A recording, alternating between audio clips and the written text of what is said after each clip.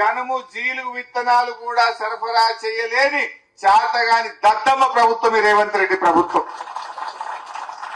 ఏమైనా మాట్లాడితే పైసలు లేవు అంటారు. మరి అందాల పోటీలకి అడికెళ్ళి ఇచ్చినాయి పైసలు? 200 కోట్లు ఖర్చు పెట్టి అందాల పోటీలు పెట్టినాం. అందాల పోటీలతోని ఎవరికన్నా కడుపు నింపుతారా?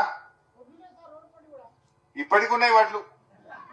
అందాల పోటీలతో ఎవరికైనా అనా పైసా సాయం జరిగిందా? వాళ్ళు ఒక ఆమె బ్రిటిష్ బ్రిటన్ ఇంగ్లాండ్ ఆమె చెప్పిపోయింది.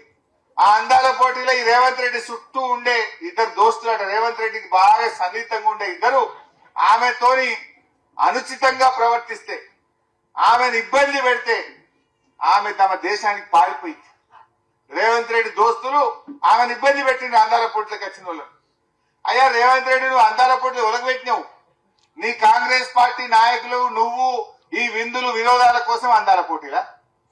నేను అడుగుతున్నా రేవంత్ రెడ్డి, అందాల పోటీకి 5 సార్లు పోయిండు. 5 సార్లు పోయిండు. అందాల పోటీలను చూడు, నీకు 5 సార్లు పోయినావు. అందాల భామలను చూడడానికి ఒక్కసారి ఒక మార్కెట్ యార్డ్కి వచ్చి వడ్లెందుకు కొంటలేవని చూస్తేందుకు నీకు టైం దొరకలేదా? జనుము జీలుగు విత్తనాలు ఎందుకు దొరకలేవని అడగనీకి నీకు టైం దొరకలేదా? 5 సార్లు పోయిండు అందాల పోటీలకు. గంట టైం దొరికిందా ముఖ్యమంత్రికి? ఇంకా వేరే పని లేదా నీకు?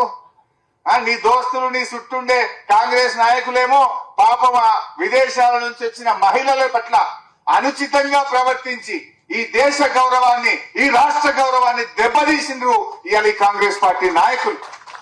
ఆమె మధ్యలోనే పోటీలో నుంచి విరమించుకొని తమ దేశానికి పారిపోయిందంటే అది మనకు చెడ్డ పేరు కాదా? నువ్వు ఏం చేసినావు? మచ్చ తెచ్చినావు ఈ రాష్ట్రానికి.